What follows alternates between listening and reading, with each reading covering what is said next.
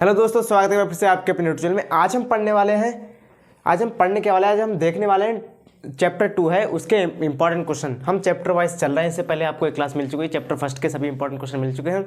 अब ये है चैप्टर 2 के। आप करना क्या है, आपको पढ़ना लिखना है कॉपी में, इन्हें ढूंढना है यूट्यूब पर, कहीं पर भी ढूंढना, किताब में ढूंढिए, कॉपी में ढूंढिए और पढ़िए।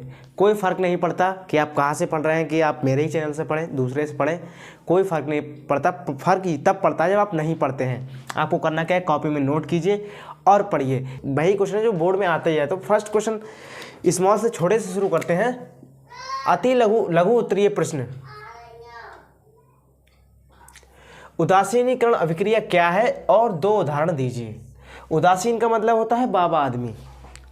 सिंपल यही मतलब है कि मतलब ना उसे, जैसे मान लो इधर लड़ाई चल रही है, इधर दावत चल रही है, उसे किसी से मतलब है, बस अपने में मगन है, उसे कहते हैं बाबा आदमी, यानी उदासीन व्यक्ति।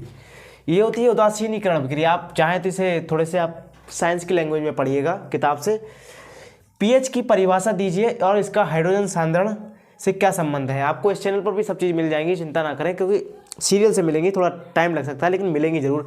पेपर से पहले ही मिलेंगी, वो भी बहुत पहले मिलेंगी, क्योंकि पेपर आ जाएंगे तब पढ़ कहाँ पाओगे। तो पीएच की परिभाषा दीजिए, इसका हाइड्रोजन सांद्रण से क्या संबंध है। ये आपको करना है, ये अच्छा क्वेश्चन है और ये कई बार आया। देखिए 14, 16, 19, 22 और इसकी कुछ ही डेटें लिखी हुई, ज़्यादातर ये काफ़ी बार डेटों में आए हुए होते हैं। अब नेक्स्ट है कास्टिक सोडा और प्लास्टर ऑफ पेरिस का एक एक उदाहरण दीजिए। इसमें होता क्या है, देखो ये जो क्वेश्चन है ये वेरी इंपॉर्टेंट है। ये भले ही आप ना पढ़ें लेकिन इसे जरूर पढ़ के जाएं। कभी कभी होता क्या है, जैसे ये क्वेश्चन है, ये आते तो लॉन्ग में है लेकिन कभी कभी नहीं पूछ जाए इस चैप्टर से, तब क्या करोगे, तब ऐसा पूछ लेते हैं कास्टिक सोडा और प्लास्टर ऑफ पेरिस का एक एक उदाहरण दीजिए। यहाँ पर हो सकता है व्यंजक चूर्ण हो, पढ़ आप जरूर लेना। फिलहाल में ये इंपॉर्टेंट क्वेश्चन है, कास्टिक सोडा और प्लास्टर ऑफ पेरिस का उदाहरण दीजिए। अब आते हैं लॉन्ग वेरी इंपॉर्टेंट होते हैं इस चैप्टर से। एक ना एक लॉन्ग आएगा ही आपके पेपरों में। होता है कभी कभी तो 2 आते हैं और एक ही करना होता है उसमें। तो नॉर्मल इसमें देखा अम्ल क्षार की आधुनिक अवधारणा क्या है और प्रत्येक का एक एक उदाहरण दीजिए। बेसिक यही है इसका, अम्ल क्षार की आधुनिक अवधारणा क्या और एक प्रत्येक का एक एक उदाहरण दीजिए। ये अच्छा क्वेश्चन है, आप पढ़ के जाइएगा। ये अच्छा क्वेश्चन है, ये काफ़ी बार आया था, इसकी डेटें नहीं लिखी है लेकिन ये 3 क्वेश्चन है ये वाले, ये मोस्ट इंपॉर्टेंट है। इन्हें तो आपको पढ़ के जाना ही है। अगर आप पूछेंगे सर जी हम इस चैप्टर से कुछ ना पढ़ें तो क्या पढ़ें, तो ये 3 पढ़ लो, हो जाएगा। इन्हीं से एक लॉन्ग फंस जाएगा, इन्हीं से आपको शॉर्ट बन जाएगा, इसी से आपको, इन्हीं क्वेश्चनों से आपको मिल जाएगा।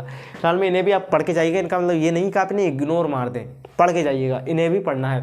व्यंजक चूर्ण, ब्लीचिंग पाउडर का रासायनिक सूत्र और उपयोग बताइए। जो व्यंजक चूर्ण है उसका रासायनिक नाम और अणुसूत्र तथा उपयोग बताइए। इसमें 3 चीज़ें पूछी हैं, नाम पूछा है, अणुसूत्र पूछा है और उपयोग बताने हैं।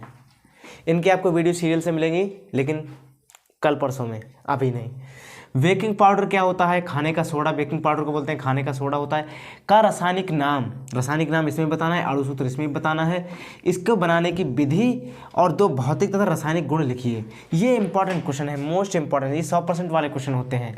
देखिए डेटें देखेंगे आप इसकी तो 14, 19, 18, 20, 22 देख रहे हो भैया, 5 6 बार आया हुआ है। बल्कि ये करंट की डेटें हैं, मतलब जितनी लिख पाए उतनी लिखिए, नहीं तो लाइन लग जाती है, बहुत लंबी डेटें चली जाती हैं। पता चले यहाँ तक डेट ही लिख जाए, वहाँ से वहाँ तक कोई फ़र्क नहीं पड़ता फालतू ज़्यादा डेटा लिखने का।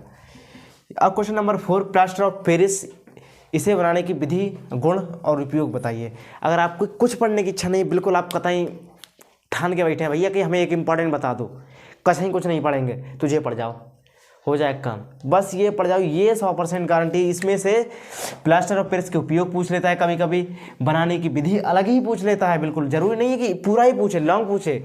इस क्वेश्चन से कुछ ना कुछ आता जरूर है। ये 100% वाले क्वेश्चन है। एक ये जो लास्ट हैं 3 और 4, इन्हें आप पढ़ के जाइए। 100% वाले क्वेश्चन होते हैं कि इनमें से एक न एक आना है। और ख़ास बात ये, इस चैप्टर से एक न एक लॉन्ग बनना है और चांसेस ये होते हैं कि 90% इन्हीं में 2 में से रख दिया जाता है, और नहीं तो इस तरीके से पूछ लिया जाता है कास्टिक सोडा और प्लास्टर ऑफ पेरिस का उपयोग लिखिए।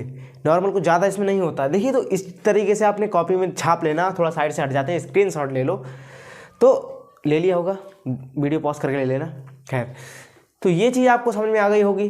करना पढ़ना कैसे आपको, फर्स्ट चैप्टर की इंपॉर्टेंट की वीडियो नहीं देखी है तो देख लेना जाकर, नॉर्मल उसमें भी यही चीज़ बताई गई हैं कि कौन से इंपॉर्टेंट क्वेश्चन है। ज़्यादा क्वेश्चन नहीं बताए थे उसमें, 8 क्वेश्चन हैं इसमें, 1 2 3 4 5 6 7 क्वेश्चन इंपॉर्टेंट है। नॉर्मल आपको इतना तो पढ़ना ही होता है। तो आपको जो अगली वीडियो होगी वो थर्ड चैप्टर के इंपॉर्टेंट पर मिल जाएगी।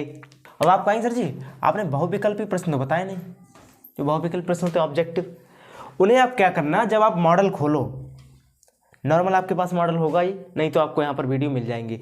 आपको वो ऑब्जेक्टिव वाली जो वीडियो है बहुविकल्पी प्रश्न वाली, वो आपको फ़ोन से मिलेगी, मेरी शक्ल नहीं दिखेगी उसमें, आपको सिर्फ ऑब्जेक्टिव क्वेश्चन दिखेंगे। मैं उन्हें समझा दूंगा किस तरीके से आपको करना है, और कुछ ही ज़्यादा नहीं है।